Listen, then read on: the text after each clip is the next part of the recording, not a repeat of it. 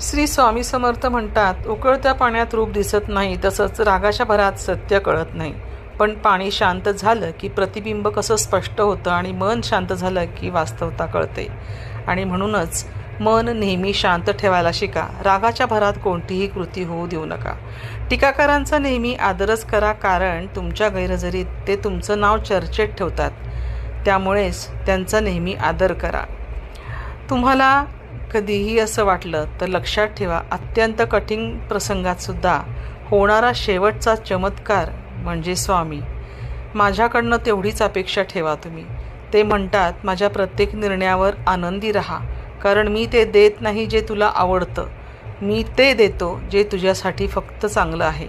पहिल्या दिवशी सगळे हसतील, दुसऱ्या दिवशी चेष्टा करतील, तिसऱ्या दिवशी विसरून जातील. त्यामुळे लोकांचा विचार जास्त करू नकोस.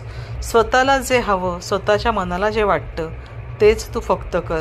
जग धोका देऊन हुशार झालेले आहे आणि आपण विश्वास ठेवून मूर्ख झालो आहे.